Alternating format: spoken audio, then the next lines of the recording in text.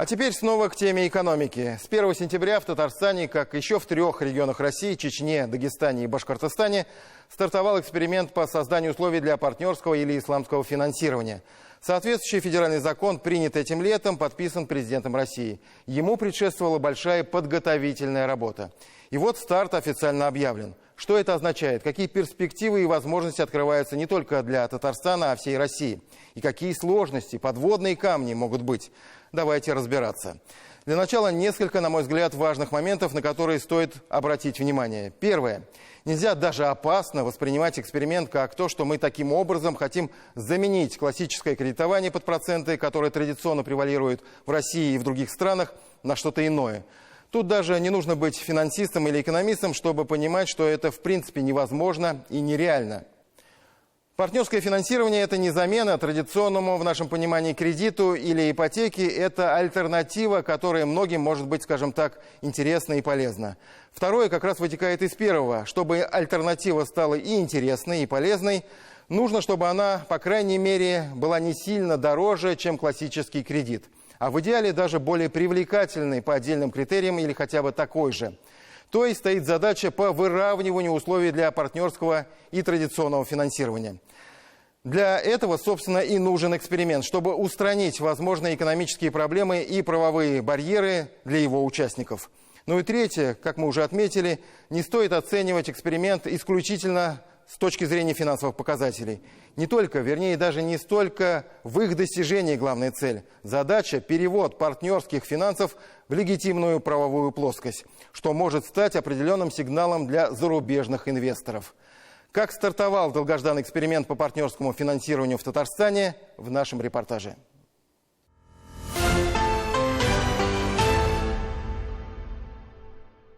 Мы могли лет 10 назад это запустить. В словах Рустама Минниханова только оттенок грусти, оптимизма, надежды куда больше. Пройден действительно долгий и тернистый путь. На момент выступления Раиса Татарстана в мае этого года на одной из стратегических сессий Казан-форума, посвященной развитию исламского банкинга в России, ключевой закон еще не принят и не подписан президентом. Однако все посвященные вопрос люди понимают, над документом усиленно работают, вносят последние правки, как говорится, шлифуют. В Татарстане, как в регионе-пилоте, уже ждут отмашки. К старту готовы. Мы все должны на самом деле отработать, чтобы вот этот пилот был показательным, и дальше уже эти инструменты они должны транслироваться и на другие субъекты. А к чему все эти сложности, спросите? Разве классический банкинг в том же Татарстане не справляется со своей задачей? Есть проблемы с финансированием? Во-первых, проблемы действительно есть, особенно для серьезной части клиентов-мусульман, которые не могут ни давать, ни брать деньги под проценты. Законы шариата запрещают. Значит, нужно либо покупать товары, квартиру, автомобиль, оборудование в рассрочку, что, как правило, дороже, либо искать иные, еще более сложные схемы ведения халяльного бизнеса, что, опять же, недешево и хлопотно. Во-вторых, уже не первый год Татарстан заявляет о желании привлечь к себе инвесторов из исламских стран. Лет 10 назад, в период проведения первых международных саммитов в Казани, эти разговоры носили больше декларативный характер. Все понимали, западные инвесторы уходить не собираются. Ради чего и кого менять законодательство, спорить с ЦБ, который явно не в восторге от подобных перспектив. Все круто изменилось год-полтора назад. Однако в любом случае путь от намерений до конкретного документа, подписанного Владимиром Путиным, занял время. Пройти его относительно быстро и качественно помогли Раис Татарстана Рустам Минниханов, депутаты Госдумы от Татарстана Айрат Фарахов и Максим Топилин, глава Думского комитета по финансовому рынку Анатолий Аксаков и республиканские руководители, прежде всего заместитель премьер-министра, министр экономики Мидхат Шиги-Ахметов. Посмотрите на Татарстан, посмотрите, какое количество людей даже одевается, исходя из их ценностей. Именно такое решение приняли в Великобритании почти 30 лет назад ради 5 миллионов мусульман, которые живут в Великобритании. Такое решение приняли в Сингапуре. Мы уже входим в то правовое поле, которое необходимо для того, чтобы исламские финансы активно в нашей стране развивались. Поэтому мы себе ставим задачу, и у нас есть полная уверенность в том, что эксперимент будет удачный. Что имеет в виду Мидхат Шигиахметов? Прежде всего, ключевое изменение, которое прописано в законе для участников эксперимента, а именно, что теперь для них эти 2 года снято ограничение, согласно которому банкам и кредитным организациям запрещено было заниматься торговыми операциями. Это принципиальное решение, и теперь в Татарстане еще в 3 регионах России условно исламская ипотека через договор купли-продажи в рассрочку более чем реально.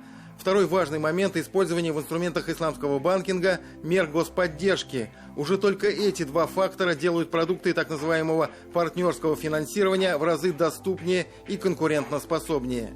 Ассаламу алейкум ва рахматуллахи ва баракатуху. А есть и другие преимущества по сравнению с традиционным кредитованием. Прежде всего, делится бизнесмен Ринат Рахимов, это оперативность. Он один из руководителей известной в Татарстане офтальмологической клиники. Для покупки оборудования нужны серьезные средства. Один такой аппарат может стоить 1 000 000 рублей. Задержка на неделе – это уже упущенная выгода. В традиционных банках бюрократизма, волокиты больше, как и формализма, говорит Ринат. А здесь подход иной. Подход по исламу, наверное, наиболее человечный даже какой-то подход. Нет вот такой пустой формальности. Не хочу плохого говорить о других банках, там тоже хорошие, прекрасные люди работают, но здесь чувствуешь, как люди душой работают, насколько они искренние и они честные на самом деле. У нас, у тех, кто работает в этой сфере, уже автоматически принципы справедливости, доверия и так далее, они уже заложены, то есть мы о них даже не говорим, не упоминаем, о том, что все честно, все прозрачно, что отсутствуют какие-либо скрытые проценты, что стоимость договора, она может поменяться только в меньшую сторону, Татарстан уже 15 лет работает с инструментами исламского финансирования, и, можно сказать, все эти годы никаких особых преференций для таких организаций не было. Да и сейчас речь, по сути, о выравнивании условий с классическими банками. На этом фоне успех таких организаций, как финансовый дом «Амаль», показателен. Рустам Сагдеев говорит, что рост заявок на партнерское финансирование и до эксперимента был неплохим. Запросы поступают, проектов все больше, а вот финансовых средств не всегда хватает. Эксперимент – это новые возможности, в том числе для привлечения инвесторов. Те компании, которые будут участвовать в эксперименте по партнерским финансам, они попадают в реестр ЦБ, который публикуется на официальном сайте. А это уже своего рода, наверное, можно сказать, полулицензия, если это будет корректно выразиться.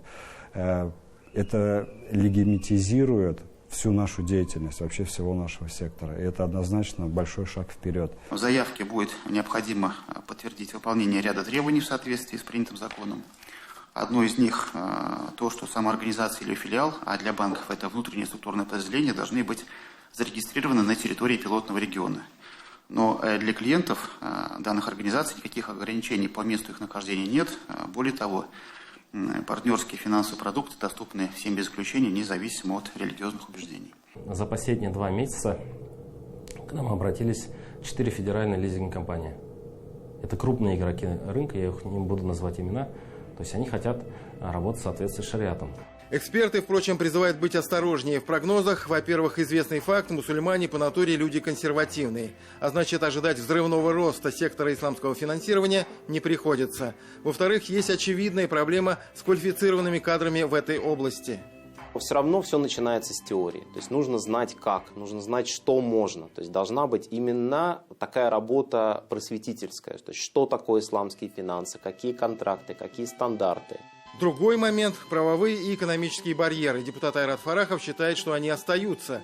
Значит, процесс изменений законодательства, в том числе в Гражданский кодекс, нужно продолжать. Примером для нас должны стать не наши же условия 5-10 лет назад, а опыт ведущих в этом плане мировых держав. Для исламского предпринимательства, конечно, это чрезвычайно важно.